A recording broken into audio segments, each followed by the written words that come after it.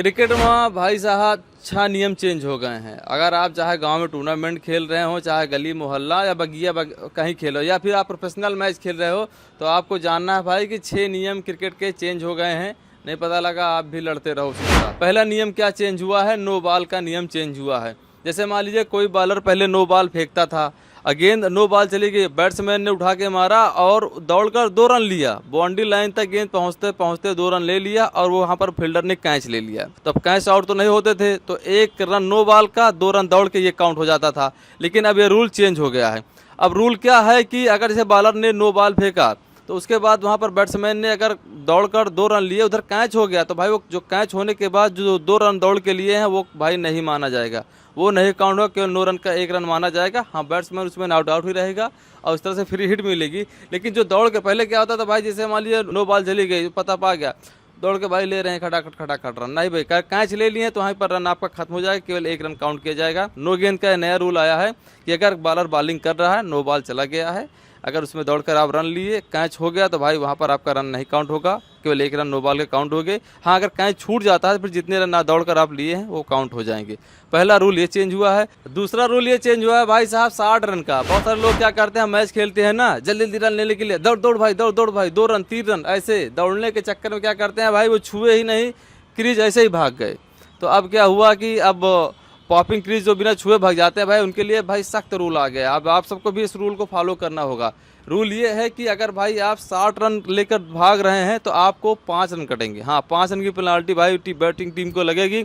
और उसके बाद जो बॉलिंग टीम के कप्तान है वो डिसाइड कर सकते हैं कि हाँ, स्ट्राइक पे कौन बैट्समैन रहेगा, नॉन स्ट्राइक पर कौन बैट्समैन रहेगा। जैसे मान लीजिए एक बहुत ही इंपॉर्टेंट मैच चल रहा है, हार्दिक पांड्या और जसप्रीत बुमराह साथ में बैटिंग कर रहे हैं, रन लेने के लिए दौड़े हार्दिक पांड्या या जसप्रीत बुमराह, किसी के माध्यम से 1 रन शॉर्ट हो गया। तो अब स्ट्राइक पे ऐसा नहीं कि हाँ कि हार्दिक पांड्या उधर गए हैं तो बैटिंग की तरफ वही रहेंगे, नहीं, दूसरी टीम ये डिसाइड करेगी कि हाँ हार्दिक पांड्या स्ट्राइक पर रहेंगे, जसप्रीत बुमराह नॉन स्ट्राइक पर रहेंगे, ये डिसाइड करेगी भाई फील्डिंग वाली टीम। तो 60 रन का ये रूल हो गया है भाई, 60 रन करोगे 5 रन कटेंगे आपके। उसके बाद बॉलिंग टीम ये डिसाइड करेगी किसको स्ट्राइक पर रखना है, किसको नॉन स्ट्राइक पर रखना है। बहुत खतरनाक रूल है। दूसरा भाई आप सभी लोग ध्यान दीजिए, अब भाई टेस्ट क्रिकेट में स्टॉप वॉच का रूल आ गया। पहले ये रूल वनडे और T20 में था कि जैसे मान लीजिए 1 ओवर के बीच में दूसरे ओवर में अगर आप 1 मिनट के अंदर बॉलिंग नहीं करा देते हैं तो भाई उसमें आपके दूसरी टीम के जो बॉलिंग टीम रहेगी उसके 5 रन कट जाएंगे।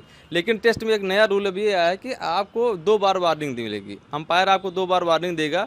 अगर जैसे मान लीजिए टी टाइम नहीं हुआ है या लंच ब्रेक नहीं हुआ या कोई और अंपायर की तरफ से इशारा नहीं हुआ है और उसके बीच में अगर आप बॉलिंग कर रहे हैं तो आप डिस्कशन करने लगे अपने फील्डर से, तो जैसे मेन चीज़ क्या है ना कि आज के समय में सारे मैच लाइव स्ट्रीमिंग होते हैं, तो वहाँ पर क्या होता है, ऐड चलता है, उसमें डिसाइड रहता है कि हाँ इतने सेकंड का इतना ऐड चलना है, उस हिसाब से यहाँ पर ऐड चलते हैं। अगर उसमें अगर टाइमिंग बढ़ जाती है तो वहाँ पर क्या होता है कि एक तो मैच का टाइमिंग भी बढ़ता है, दूसरी चीज़ उसके बाद वहाँ पर ये भी जैसे कई बार ना ऋषभ पंत आप देखते होंगे, जैसे क्या हुआ कई बार ओवर एक्टिंग करने लग गए, चोटिल हो गए या कुछ हो गए।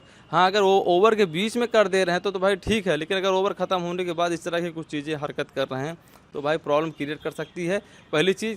और दूसरी चीज़ है कि वहाँ पर अगर आप टेस्ट मैच में अंपायर आपको बॉलर को 2 बार वार्निंग देगा, 5 दिन का मैच होता है टेस्ट में, तो 2 बार वार्निंग देंगे। अगर तीसरी बार ऐसा होता है तो भाई 5 रन खटाक से पेनाल्टी लग जाएगी फील्ड टीम को। तो एक स्टॉप क्लॉक का रूल आ गया। पहले ये T20 और वनडे में था, अब ये टेस्ट में भी आ गया।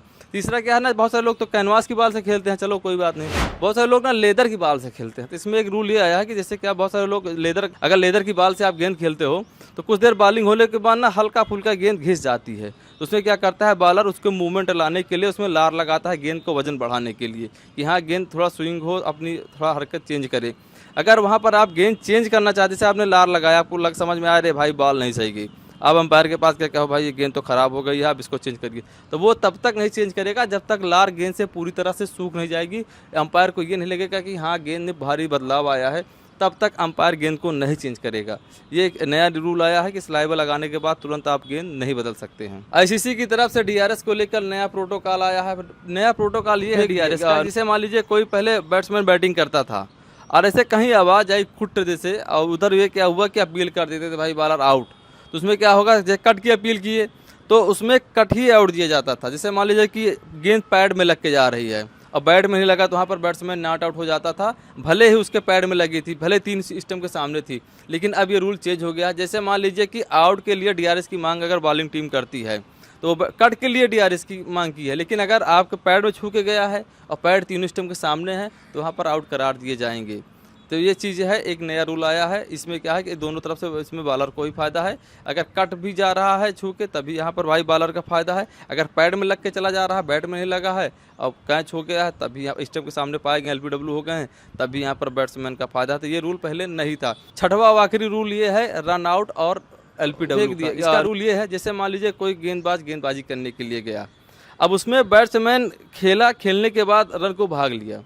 अब उसके बाद उसी रन के भागने के टाइम क्या हुआ कि बॉलर ने तो अपील कर दी हाँ भाई LBW की, लेकिन बैट्समैन को ऐसा लग रहा है कि हाँ बैट में लगा है, वो भी रन के लिए दौड़ दिया और जो फील्डर उसने रन आउट करके अपील कर दिया। अब दो अपील हो गए, एक LBW का और दूसरा एक रन आउट का। तो उसमें भाई जो होगा ना, जैसे मान लिया आउट होंगे, जैसे पैड में लग के गया है तो LBW है, तो पहले वो रूल माना जाएगा कि हाँ LBW है, वो भाई बॉलर के खाते में चला जाएगा विकेट।